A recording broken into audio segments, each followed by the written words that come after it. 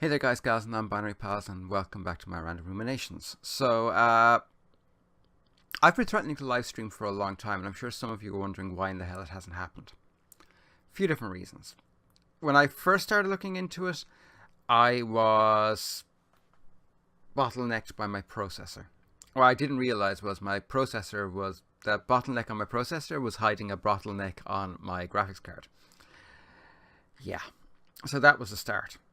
I eventually worked around that, and then my mental health took a nosedive, and then my physical health took a nosedive, and yeah, Twitch is not the place to go if you're struggling with mental or physical health. It really isn't. And then add into the fact that I am not able to maintain the kind of continuous streaming presence you kind of have to have any impact at all on somewhere like Twitch. I mean, it almost seems like you have to stream like 5 hours a day every day for it to be in any way worthwhile. And I'm sorry, I'm not willing to die from a deep vein thrombosis.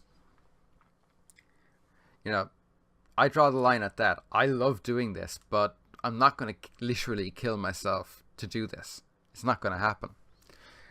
Also, there are so many gaming live streamers.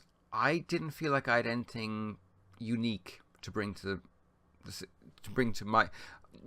from my experience to bring into that arena. I still don't necessarily feel that I do with gaming wise, although I do really want to get into live streaming. It's something that does interest me quite a lot. As time has gone by and I'm trying to figure out what should I live stream, lately I'm more and more leaning towards maybe I should do live streams of like Warframe, or maybe something like Dragon Age. Something where there's a bit more of a personal spin on things. Because Warframe, there are so many different ways to play.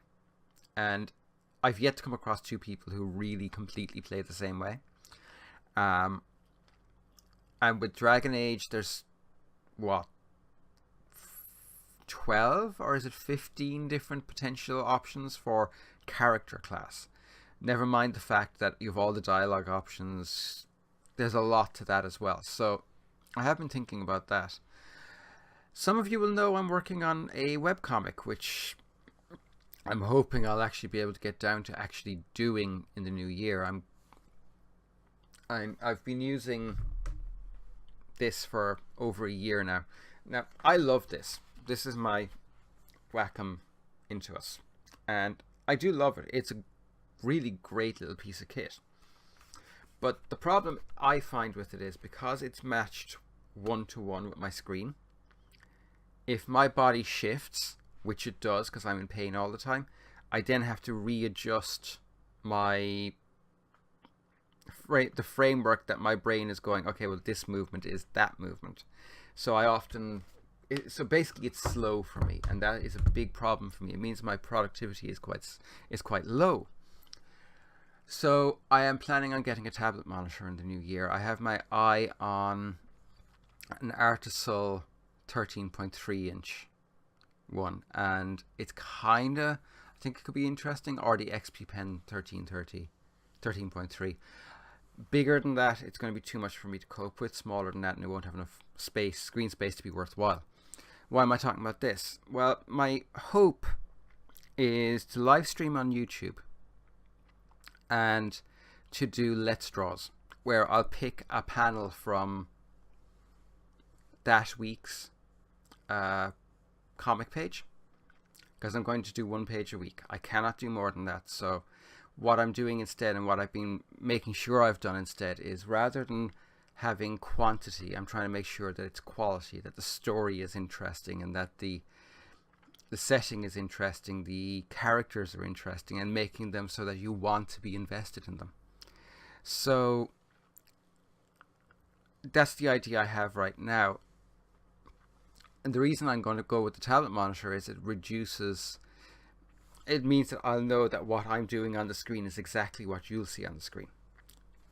Right now, that's maybe, but trending towards a probably, because it is something that really interests me, the Let's Draw idea rather than anything else. I'm I'm still on the fence on that, but I think it could be interesting, the idea of just sitting there and drawing and talking to people.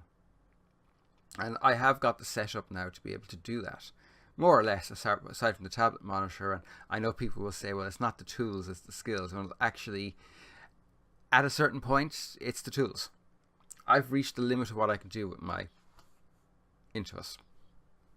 With my body, with my physical problems, I can't move on with any further with that, because I'm continuously, in order for me to do that, I have to kind of lock my body, and I can't do that. Whereas with a tablet monitor, 1-to-1 is 1-to-1, and that's it. What you draw is what you get. So that is kind of important. I'm working towards this. We'll see what happens. But it's an idea, and it's certainly an idea that really interests me, and I'm hoping it will interest you as well. We'll see. I'm not entirely sure where it's going just yet.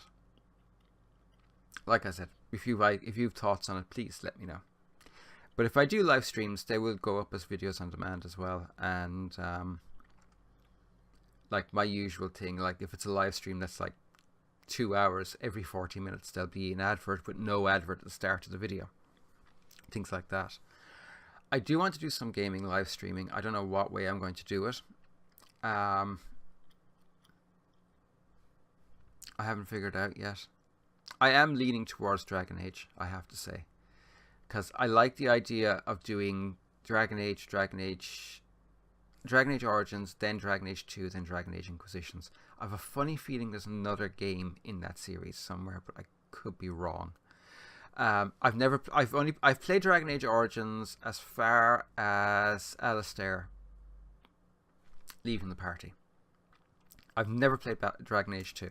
All I know about Dragon Age 2 is the Ministry of Sound song of a hero named Hawk.